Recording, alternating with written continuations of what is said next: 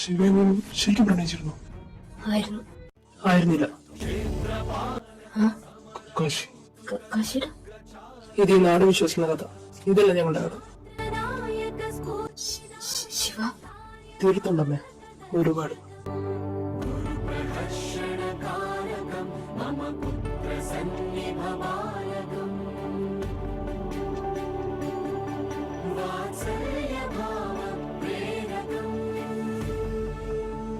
ശിവ, എന്ത് പറ്റിയമ്മേ? അതാ ഞാൻ വന്നല്ലോ. ശിവ, നിന്നൊന്ന് കാണാൻ ഈ ഒരു നിമിഷത്തിന് വേണ്ടിയത്. എനിക്കറിയാം.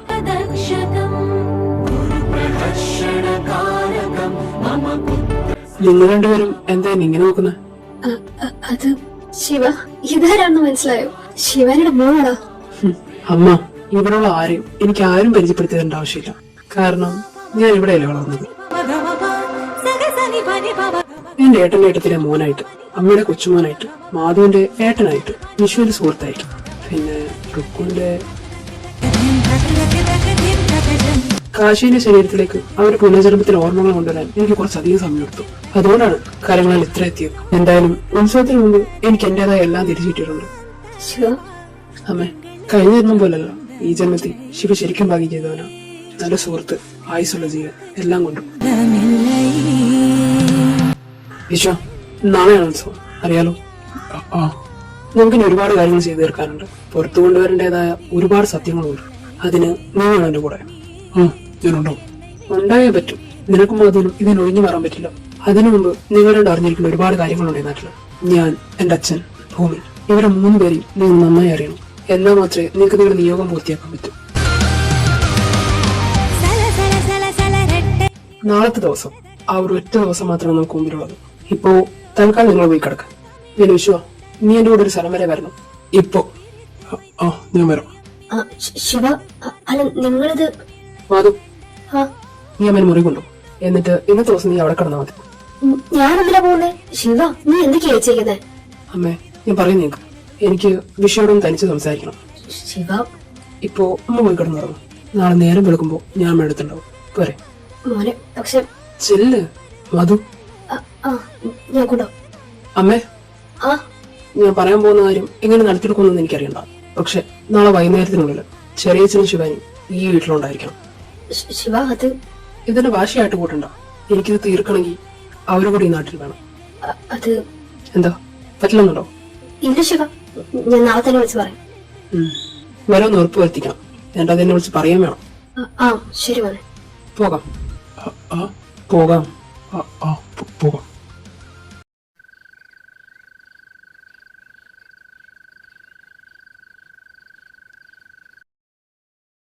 ആര് പറഞ്ഞു ദൈവങ്ങൾക്ക് ഇവിടെയൊക്കെയാണ് ഇഷ്ടമെന്ന്? എനിക്കറിയാം, നീ പറയൊന്നും വേണ്ട. കാര്യം ഒന്ന് വെറുതെ ഭൂമി, നിനക്ക് വേറെ പണിയൊന്നുമില്ലേ? നീങ്ങാണെങ്കിൽ ഞാൻ നാളത്തോട് വരില്ലട്ടോ. ശരിയാട്ടാ, പ്ലീസ്. ഭൂമി, എന്താ വിഷയം? ഒരു പൂജ ഉണ്ടായിരുന്നു. എന്ത് പൂജ? എന്താണ് നിനക്ക് എല്ലാം അറിയണോ? പിന്നെ ഭൂമി, ഞാൻ നിനക്കും കൂടി വേറെയുള്ള ആവശ്യത്തിനാ പോകുന്നത്. തിരിച്ചു വരുമ്പോ നീ ഇവിടെ ഉണ്ടാവണം. ഞാൻ ഉണ്ടാവും.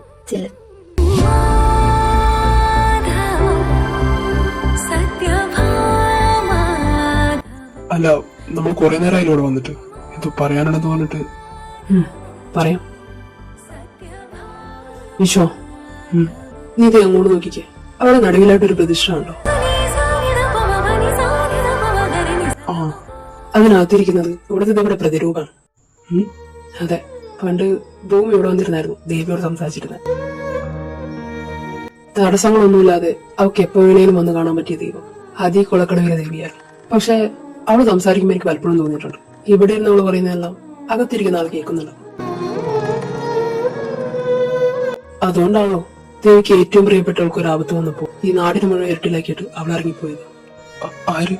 ഈ അമ്പലത്തിലെ ദേവി. വിശ്വക്കറിയാലോ, ഈ അമ്പലത്തിനകത്തുള്ള ദേവി രൂപത്തിന് ദേവി സാന്നിധ്യമല്ല, അത് വെറും കല്ലുകൊണ്ട് കുത്തിയെടുത്തൊരു രൂപം മാത്രം. എനിക്കറിയാം. അതുകൊണ്ടല്ലേ ഇവിടുത്തെ ഉത്സവമൊക്കെ മുടങ്ങുന്നേ. പക്ഷെ ഇപ്രാവശ്യം നടക്കണം. നടക്കും. ഞാനൊരു കാര്യം പറയട്ടെ. എനിക്ക് കാശിയോട് സംസാരിക്കുന്ന പോലെ ഇവരോട് സംസാരിക്കാൻ പറ്റുന്നില്ല. പുനർജന്മമാണെന്ന് എനിക്കറിയാമെങ്കിലും കാശി ശിവയും രണ്ടാൾക്കാരെ പോലെ എനിക്ക് തോന്നുന്നത്. അത് നിനക്ക് മാത്രമല്ല, ഈ വീട്ടിലെ അച്ഛനാണ്ടില്ലേ, അച്ഛമ്മേനെ മോനെ വിളിക്കുന്നത്. അമ്മയ്ക്കിപ്പോ ഞാൻ അവരെ മകനാണ്, കാശിയല്ല. മാധവനകളിൽ ഞാൻ ഇപ്പൊ കാശിയല്ല, അല്ലെ? പക്ഷെ ഞങ്ങൾക്ക് ഞങ്ങളുടെ കാശിയെ വിശ്വ, എടാ, എനിക്ക് കഴിഞ്ഞ ജന്മത്തെ ഓർമ്മകൾ തിരിച്ചു കിട്ടിയെന്നേ ഉള്ളൂ.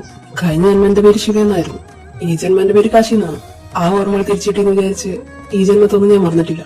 ഞാൻ ചെന്നൈയിൽ വന്നതും നമ്മൾ പരിചയപ്പെട്ടത്, ഫ്രണ്ട്സ് ആയത്, ഒരു മുറി താമസിച്ചതും, ഒരുമിച്ച് ജോലിക്ക് വരുന്നതും എന്തിനും. ഞാൻ ആദ്യമായിട്ട് സിഗരറ്റ് വലിക്കാൻ പഠിപ്പിച്ചത് കൂടി നീയല്ലേ? കാശി എന്താടാ എടാ, കഴിഞ്ഞ ജന്മത്തെ ഓർമ്മകള് അല്ലെങ്കിൽ ആ ജന്മം എനിക്കുണ്ടായിരുന്ന കഴിവുകൾ, അതൊക്കെയാണ് എനിക്ക് തിരിച്ചു കിട്ടിയത്. അല്ലാതെ കാശിമാരി ശിവയായതല്ല ഞാൻ. കാശിയും ഞാൻ തന്നെയാണ്, ശിവയും ഞാൻ തന്നെയാണ്. ആ, ഞാൻ നിന്നെ ഒന്ന് കെട്ടിപ്പിടിച്ചോട്ടെ. ആ? എനിക്ക് ഇത് ശിവയല്ല, കാശി തന്നെ ഉറപ്പുവരുത്തണം. എനിക്ക് എന്തൊരു പ്രശ്നം വന്നാലും അവനെ കെട്ടിപ്പിടിക്കുമ്പോൾ കിട്ടുന്നൊരു ആശ്വാസമുണ്ട്. അതെനിക്ക് നിന്നെ നിന്ന് കിട്ടിയ നീ കാശിയാന്ന് ഞാൻ ഉറപ്പിക്കും. പ്ലീസ്, എന്റെ മനസ്സമാധാനത്തിന് വേണ്ടിക്കും. എന്ത് വാടാ, വാ. കാശി, ഉം. ഇതെന്റെ കാശി തന്നെയാണ്. പോടേക്ക. അല്ല, ഇനിയിപ്പോ നീ എന്താ ചെയ്യാൻ പോകുന്നത്? അച്ഛനും പറഞ്ഞ കഥ കേട്ടെടുത്തോളം നിനക്ക് എന്ത് തോന്നി? ഭൂമിക്ക് പെട്ടെന്ന് ദിവസം വയ്യാതായതും അവൾ മരിച്ചതൊക്കെ എനിക്ക് തോന്നുന്നില്ല. അതെല്ലാം എവിടേക്ക് എന്തൊക്കെയാ പ്രശ്നങ്ങളുണ്ട്, അല്ലെ? അതെ, എനിക്ക് ഉറപ്പാ കാശി, ഇതിന് പിന്നിൽ വേറെ ആരും ഉണ്ട്. ഭൂമിയുടെ അച്ഛൻ അത് ആരായിരിക്കും നിനക്ക് തോന്നുന്നത്? അത് സംശയമില്ലാതെ ഞാൻ പറയും, നിന്റെ ചെറിയ അച്ഛൻ അല്ലേ? എങ്ങനെ മനസ്സിലായി? ആ പേരില്ലേ, ഭൂമിയുടെ അമ്മ പറഞ്ഞ പേര്, അത് ഞാൻ അപ്പോഴേ നോട്ട് ചെയ്തിരുന്നു. പക്ഷെ നിന്റെ അമ്മക്ക് ഇതുവരെ മനസ്സിലായിട്ടില്ലേ? നമുക്കറിയാം, അമ്മക്കെന്നല്ല, എന്റെ അച്ഛൻ, ഏട്ടൻ, ചേട്ടത്തി, ശിവാനി, അവളുടെ ഹസ്ബൻഡ്, ചെറിയച്ഛൻ, ചെറിയമ്മ, എല്ലാവർക്കും അറിയാം ഭൂമിയുടെ അച്ഛൻ ആരാന്ന്. ബോട്ട് പിന്നെ അവരെന്താ? നീ ഒരുപാടൊന്നും ആലോചിച്ച് തല വെക്കണ്ട. കുടുംബത്തിന്റെ മാനം അതവർക്ക് കാക്കണമായിരുന്നു. അപ്പൊ നിന്റെ അമ്മയോട് ഇനി കൂട്ടുന്നതാണ്? കൂട്ടുന്നതൊന്നും പറയാൻ പറ്റില്ല, പക്ഷെ നമുക്കറിയായിരുന്നു. വിശ്വ, ഭൂമിയുടെ ആത്മാവിന് എനിക്ക് ശാന്തി കൊടുക്കണം. മകളുടെ പേരക്കുട്ടിയുടെ അവസ്ഥ കണ്ട് ചോദിച്ചൊരു അമ്മ ഉണ്ടായിരുന്നു നാട്ടിൽ, അമ്മൂട്ടി അമ്മ. എനിക്കൊരു കാര്യം അറിയോ?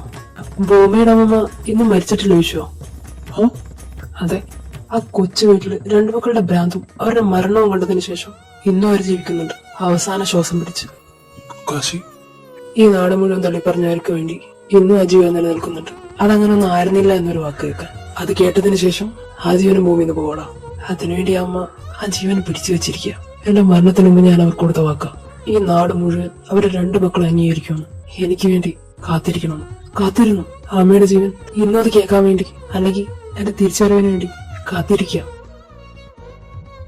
ആ അമ്മയ്ക്ക് വേണ്ടി, അവരുടെ മകൾക്ക് വേണ്ടി, അവരുടെ പേരക്കുട്ടിക്ക് വേണ്ടി. എനിക്കിതെല്ലാം ചെയ്യണം വിശ്വ. വീടിന്റെ അന്തസ്സും അഭിമാനവും ഒന്നുമല്ല, 3 സ്ത്രീകളുടെ ജീവിതം, അവരുടെ മനസ്സ്, അവരുടെ വേദന, അവരനുഭവിച്ച നാണക്കേട് എല്ലാം തീരണം ഇതോടുകൂടി. കാശി, നീ ഇതെന്തൊക്കെയാ പറയുന്നത്? വിശ്വ, ഞാൻ വീട്ടിൽ വെച്ച് പറഞ്ഞ നീ ഓർക്കുന്നു? എന്ത്? എന്റെ അച്ഛനെയും ഭൂമിയെയും എല്ലാരും നീ അറിയണമെന്ന്. എന്റെ അച്ഛൻ അതൊരു ജോത്സ്യനായിരുന്നു. ഈ നാട്ടിൽ ജനിക്കുന്ന ഓരോ കുഞ്ഞിന്റെയും ജാതകം അച്ഛന്റെ കൈ കൂടെയാണ് എഴുതി പോയിരിക്കുന്നത്. ജാതകത്തിലൊന്നും അച്ഛന് ഇതുവരെ പ്രശ്നം പറ്റിയിട്ടേയില്ല. പക്ഷെ നാട്ടിലുള്ളവരും മുഴുവൻ ജാതകം എഴുതിയിട്ടും സ്വന്തം മക്കളുടെ എഴുതിയപ്പോ ഒരാളിന് മാത്രം തെറ്റിപ്പോയി. ആരില്ല? എന്നിലും. എന്റെ അച്ഛനെ കൊണ്ട് എഴുതാൻ സാധിക്കാതെ പോയ ഒരേ ഒരു ജാതകം അത് എന്റെയാണ്. ഞാൻ +2 പഠിക്കുന്ന സമയത്ത്. ശിവ, ആച്ചാ, നീ ഒന്ന് മുറി വരുവാ. ആ, ഇതാ വരാം. ശിവ, നീ ഇതെങ്ങോട്ടാ? അമ്മ, ഞാൻ പോരാം. ക്ലാസ് കഴിഞ്ഞ് വന്നേ ഉള്ളൂ, എന്തെങ്കിലും കഴിച്ചിട്ട് പോടാ. വരാം അമ്മ, അച്ഛൻ വിളിച്ചിട്ടാ. ശരി. അച്ഛാ. ശിവ, വക്കീലോ? എന്താ അച്ഛാ വിളിച്ചേ? ശിവ, എനിക്ക് നിന്നോടൊരു കാര്യം പറയാനുണ്ടായിരുന്നു. ആച്ചാ, പറഞ്ഞു. നിന്നെ സംബന്ധിച്ച് നിന്റെ അച്ഛൻ എങ്ങനെയുള്ള ഒരാളാണ്? എന്റെ തൊഴിൽ എന്താണ്? അച്ഛൻ ജോത്സ്യൻ. അതെ, ജോത്സ്യൻ. ഈ നാളിൽ ഓരോ കുഞ്ഞിനെ ജാതകം ഞാൻ നോക്കി കൊടുത്തിട്ടുണ്ട്, ഒരണുവിടെ തെറ്റാതെ. പക്ഷേ നിന്നെ എനിക്ക് തെറ്റുമോനെ. എന്തുകൊണ്ടാണെന്ന് അറിയില്ല. നീ ജനിച്ച അന്നോട്ട് നിന്റെ ജാതകം എഴുതാൻ ഞാൻ ശ്രമിക്കുക, പക്ഷെ നടക്കുന്നില്ല.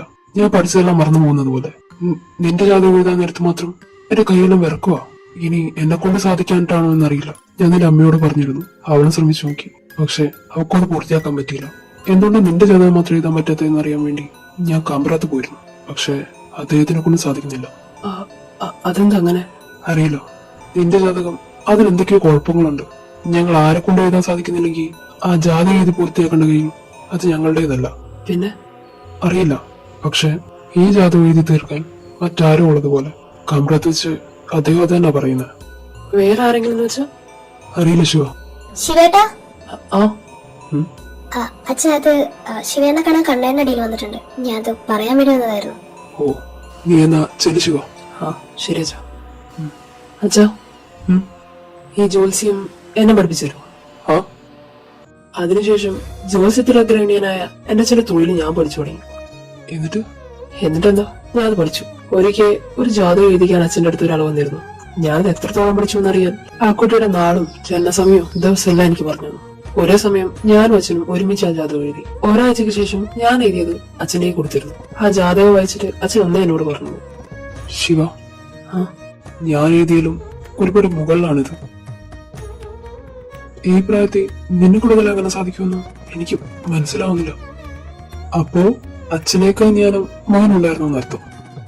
അതിനങ്ങനെ പറയാൻ പറ്റുമെന്ന് എനിക്കറിയില്ല. പഠിച്ചെടുക്കുന്നതും ജന്മന കിട്ടുന്നതും തമ്മിൽ വ്യത്യാസമില്ല വിശ്വ. ഒരുപാടുണ്ട്. പണ്ട് മുത്തശ്ശിമാര് കഥ പറഞ്ഞു വരുമ്പോ മഹാഭാരതത്തിലെ ഏറ്റവും ഇൻട്രസ്റ്റിംഗ് ആയിട്ടുള്ള ഒരു ഭാഗം ഉണ്ടായിരുന്നു.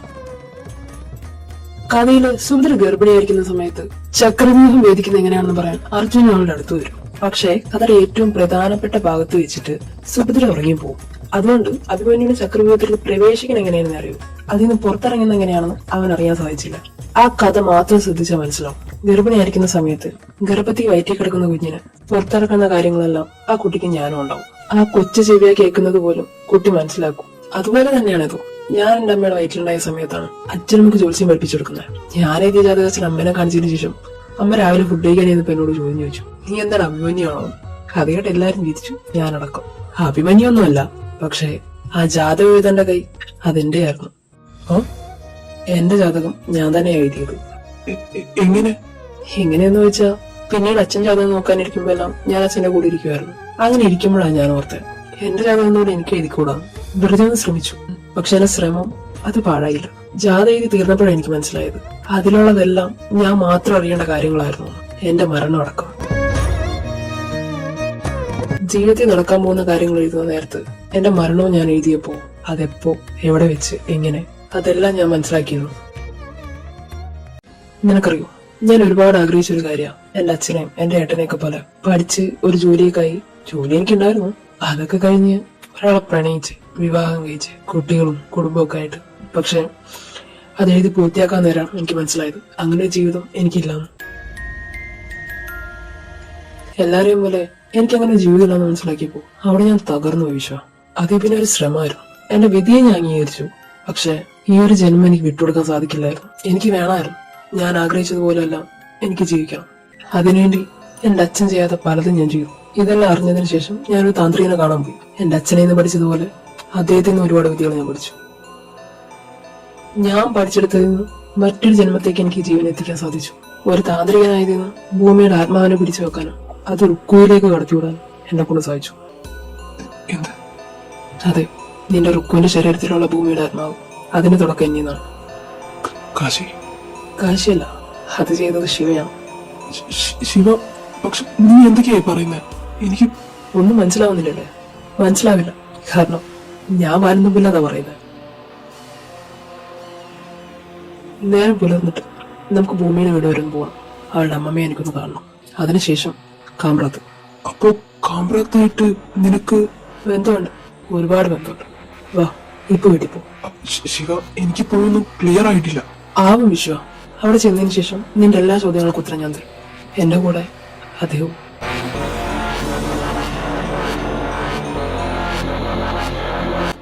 ശിവ, എന്നോട് നീ ഇനി ഒരുപാട് കാര്യങ്ങൾ പറയാനുണ്ട്. പറയും വിശ്വ, നീ അറിയണം. നീയാണ് എല്ലാം അറിയേണ്ടത്. നീ സമയം കണ്ടോ? എന്തായാലും പോയി കിടക്ക. നാളെ രാവിലെ 7 മണിയാകുമ്പോൾ നീ എന്റെ റൂമിലുണ്ടാവും. ഭൂമിയുടെ അമ്മമ്മനെ കാണണ്ടേ നിനക്ക്? വേണം. ചെല്ലും. വിശ്വ, നീ ഇതുവരെ കടന്നില്ലേ? ഇല്ല. നിങ്ങൾ രണ്ടും എവിടെ പോയതാ? ഞങ്ങൾ വെറുതെ കൊളക്കട വരെ പോയതാ. അവിടെ എന്താ? അവിടെ ഒന്നുമില്ല, വെറുതെ സംസാരിക്കാൻ. എന്തുപറ്റി? എന്താ? വിശ്വ, എനിക്ക് നീ എന്റെ കാശിയാണ് കിട്ടില്ല. എനിക്കെന്റെ കാശിയാണ് മതി വിശ്വ. ഈ ശിവ, എനിക്ക് പറ്റില്ല. നീ പേടിച്ചില്ലേ? ശരിക്കും ശിവ പറഞ്ഞു. എടി, അത് കാശി തന്നെ. കഴിഞ്ഞ ജന്മത്തിൽ അവന്റെ ഓർമ്മകൾ അവന് തിരിച്ചിട്ടി. അത്രയും ഉള്ള വ്യത്യാസം. പക്ഷെ എനിക്ക് സി നിനക്കിപ്പോ തോന്നുന്നത് അത് തന്നെ എനിക്ക് തോന്നിയിട്ടില്ല.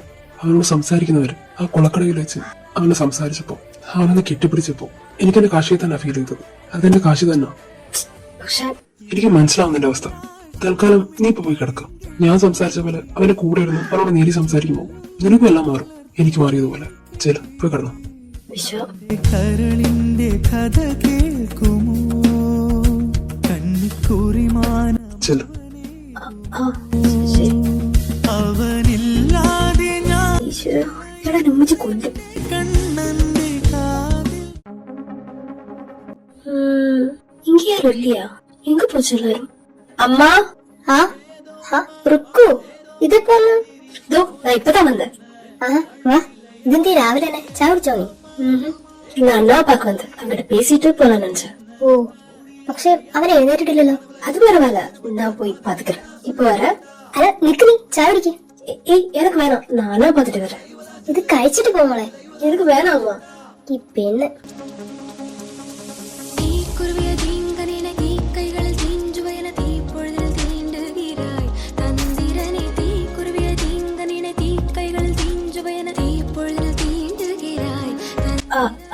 സോറി രുദ്ര,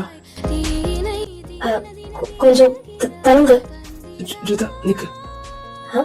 ருத்ராவா? അല്ല രുക്കു, നീ എന്താ? நான் அண்ணா பார்க்க வந்தேன். ஏன்? ഏയ് ഒന്നുമില്ല, ചോദിച്ചതാ. சரி தருங்க. ഏയ് നിക്ക്. என்ன?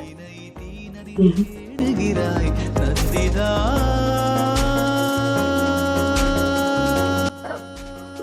தருங்க. ഏയ് கடவுளே, உங்களுக்கு என்னாச்சு? இனி யாராச்சும் தலைமையில போட்டுட்டாங்களா? யாருக்கு தெரியும்? அண்ணா அண்ணா அண்ணா എന്താ? எழுந்திருக்க. രുക്കു, നീ എന്താ? நான் சும்மா வந்தேன் உங்களை பார்க்க. എന്നെ പാക്കുവാ? അല്ല, നീ ഇവിടെ കാലത്തൂല നോട്ട് ഇപ്പൊ പിന്നെ കൈമുത്തിയാ വന്നേ? அது நான் சும்மா சொன்னேன். சும்மாவா? எனக்கு அப்படி தோணலையே. ஹலோ அண்ணா ருக்கு, இனிமே அவன்கிட்ட பேச மாட்டேன்னா. அவன் ரொம்ப கைப்படுத்திட்டான். அவன்கிட்ட எவ்வளவு சொல்லணும், அவனுக்கு புரிஞ்சுக்கவே மாட்டேங்கிறான். இல்லண்ணா, இனி அவங்களை நான் டிஸ்டர்ப் பண்ண மாட்டேன். அவன்கிட்ட பேசவே மாட்டேன். ருக்கு, அது வீட்டுல கூட நான் கால் எடுத்து வைக்க மாட்டேன். இது நான் ஊர்ல வைக்கிற ப்ராமிஸ். அடி பாவி, ஏன் மேல ப்ராமிஸ் போட்டுட்டு இப்ப எதுக்கு நீ வந்த? ஏன் எனக்கு கொல்ல பாக்குறியா? அது ஆனா அப்ப அந்த சிச்சுவேஷன்ல நான் கொஞ்சம் இமோஷனல் ஆயிட்டேன். அதா கொஞ்சமா? அவ அப்படிலாம் பேசின போது எனக்கு கொஞ்சம் ஹேட் ஆயிடுச்சு. அதான் நான் അതിന് എന്നെ പിടിച്ച് പ്രോമിസ് ചെയ്യുന്നു, എന്നിട്ട് അതും തെറ്റിച്ച് വന്നിരിക്കുക. ഇങ്ങനെ കൊല കൊടുക്കൂ? ஏய் சூரியனா, எனக்கு நீ மட்டும் தானே இருக்கேன். ഞാൻ മാത്രമുള്ളതാണോ നീ എന്നെ കൊല്ലാൻ നോക്കുന്നത്? என்ன അല്ല, പൊന്നുമോളെ എന്തിനാ ഇങ്ങോട്ട് കെട്ടിയെടുത്തേ? அது எனக்கு வீட்டுல இருக்க சுத்தமா பிடிக்கல. அதான் எப்படியாச்சும் அவங்கள பாத்துடலாம்னு வந்தேன். യവങ്ങളാ? காசியே? ഓ, എന്നിട്ട് കണ്ടോ? நான் பாத்துட்டேன். എന്തായാലും എത്ര പറയുമ്പോ നിനക്കൊരു ചിരി? அது அண்ணா എന്താടി ഇത് ഒപ്പിച്ചിട്ടുണ്ടല്ലോ? ஏய் நான் இது பண்ணலடா, அவதான். അവനോ? അവനെന്ത് ചെയ്തു? இல்ல, நான் இங்க வந்த போது அவங்கள பார்த்தேன். க்ரோஸ் பண்ணப்போ நான் தலைங்கன்னு சொன்னேன். அப்போ என் கையில பிடிச்சு நில்லுன்னு சொன்னாங்க. എന്നിട്ട്? அப்புறம் ஏதோ நடந்துடக்கூடாதுன்னு நான் அவங்கள தள்ளி போட்டு போனேன். എന്തോ? എങ്ങനെ? ஏய் என்னடா அப்படி பாக்குற? சத்தியமா சொன்னேன். അങ്ങനെ വരാൻ വഴിയില്ലല്ലോ റുക്കു. നീ എന്നെ കണ്ടതിന് ശേഷം എത്രാമത്തേക്ക് സാടി കൊടുക്കുന്നേ? அது ഈ നാട്ടിൽ വന്നിട്ട് സ്കൂളിൽ പോയ നീ ഒരു 2-3 ദിവസമെങ്കിലും അവന് കൊടുത്തതാണ്. അങ്ങനെയുള്ള നീ അവൻ നിന്റെ അടുത്ത് വന്നപ്പോ അവനെ തള്ളി മാറ്റി പോകുന്നത് ഇത് ഞാൻ വിശ്വസിക്കണം. ஏய் சத்தியமா சொன்னடா. വിശ്വസിച്ചു. അവൻ നിന്റെ കൈക്കായിരിക്കില്ല പിടിച്ചിരിക്കുന്നത്, നീ അവന്റെ കൈക്കായിരിക്കും. ஏய் நம்படா, உண்மையா சொல்றேன். പോയ ചെല്ലു. நிஷா. ஹாய் மது. ருக்கு, നീ എപ്പോഴാ വന്നേ? ഇപ്പതാ ഇപ്പോഴോ? എനിക്ക് വരക്കൂടാതാ? അല്ല, ഞാൻ നിന്നെപ്പോഴും പ്രതീക്ഷയിലായിരുന്നു. അതാ. അപ്പുറം ഇല്ല, ഞാൻ വിശ്വനോട് ഒരു കാര്യം പറയാൻ വേണ്ടിട്ട്. ഇപ്പഴോ കാലിയാ? എന്താ നിനക്ക് നിന്റെ ചേട്ടൻ എത്ര നേരത്തെ കാണെങ്കിൽ എനിക്കും കാണാം. அதுக்கு இவன் அண்ணா இல்லையம்மா, அப்புறம் நீ எதுக்கு பாக்கணும்? ஐயே, இப்படி இருந்தா? ஹே வா, நான் சும்மா சொன்னேன். டேய் ஷர்ட் போடுறான். ஆ? அதான் ஒரு பொண்ணு வந்து நிக்கிறாள, ஷர்ட் போடுறான். சரி இன்னும் சொல்லு, நீ எதுக்கு வந்த? ஞானாந்திர அது என்னோட வந்தேன். அட கடவுளே. யோ அண்ணா, இந்த மாதிரி போலாம் நம்ம வீட்டுக்கு செட் ஆகுது, விட்டுரு. ஏய், என்னடி சொல்ற? இவ ரொம்ப வாயாடினா, இவ கொழுப்பு கொஞ்சம் ஜாஸ்தி. നിന്റെ വർത്താനം കേട്ടതൊന്നും ഞാൻ അവളെ കെട്ടാൻ പോവാന്ന്. ஏய் என்னடா என்கிட்ட வா, நீ பேசுறது பார்த்துட்டு உனக்கு அவன்கிட்ட இதுவும் இல்லைன்னா നീ ഒന്ന് പോയെ. மாட்டேன். നീ എന്തിനാ വന്നേ? അത് ചെയ്, പോ. ஆமாண்ண, நான் உங்களை பக்கத்தானே வந்தேன். சரி நான் அப்படின்னு போறேன். ഓ, അവന്റെ പേര് പറഞ്ഞപ്പോ എന്താ ഒരു ശുഷ്കാന്തി. ஏய் நீ முதல்ல போய் ஷர்ட் போடுறான். எனக்கு போய் ஷர்ட் நடக்குதுங்க. போ போய் போடு. ஏய் மாது, உன் கண்ணு முடிக்கும், அவன் ஷர்ட் மாற போடான். ஓ எனக்கு ஒண்ணு காண்டாயே. இப்ப அப்படியெல்லாம் சொல்லுவேன். ருக்கு. சரி சரி நான் போறேன்ப்பா. இவன் இருந்து இங்க. അതപ്പടിதான் വീട്ടില്. അല്ല നീ എന്തിനാ വന്നേ? அது எங்க போனவ? എന്തേ? நீங்க இங்கதான் இருக்கீங்களா? അതെ, ഞാൻ ഇവിടെ തന്നെ ഉണ്ട്. എന്നെ നിശന്നോ? இல்லையே, நான் இப்படி பாஸ் பண்ண போது சும்மா பார்த்தேன், அவ்வளவுதான். அவ்வளவுதானா? அவ்வளவுதான். இதுக்கு பக்கத்துல வரீங்க? ഏ വരക്കൂടാതാ? நான் அப்படி നീ ഇപ്പൊ എന്തിനാ വന്നേ? அத நான் சும்மா அண்ணாவை பார்க்க வந்தேன். എന്നിട്ട് കണ്ടോ? பாத்துட்டேன், அத நான் கிளம்ப போனேன். காஷி, ആ நான் போறேன், பாய். ഏയ് രുദ്ര, சிப்பா. കുമരം പൂത്തുലഞ്ഞ് പൂവാകയിൽ പൂത്തുമ്പി പാടി വന്നേ ഇന്നെന്റെ നെഞ്ചകത്തിൽ തേനും പൂവാനി. ഹലോ കാശി, എവിടെയാ? ഞാൻ വീട്ടിലുണ്ട്. എന്തേ? എടാ നീ വരുന്നില്ല, ഇവിടെ എല്ലാം തുടങ്ങി. എടാ എനിക്കിന്ന് എത്താൻ പറ്റില്ല, കുറച്ച് കാര്യങ്ങളുണ്ടായിരുന്നു. എന്ത് കാര്യം? ഒന്ന് പാടാർക്കാം. ഉത്സവത്തിന് വലുതാണല്ലോ. നീ വരാൻ നോക്കിയ. എടാ കളിക്കല്ലേ, ഫോൺ കടയിൽ വരാൻ നോക്ക്. ശരി. ஏய் നീ പോയില്ലേ? நான் போய்க்கிறேன். இல்ல நீ எதுக்கு என்ன ருத்ரான்னு கூப்பிட்ட? അത് ருக்கும் தானே கூப்பிடுவேன். என்னாச்சு எனக்கு? ഏയ് ഒന്നല്ല, അത് ഞാൻ വെറുതെ. அப்படி சும்மா கூப்பிட்ட வேணாம், நீ என்ன ருக்குலே கூப்பிட்டு போதும், சரியா? ശരി. அப்ப சரி, பாய். இதுவும் எங்கேயோ பிரச்சனை இருக்கு. நான் பாத்துக்கிறேன்.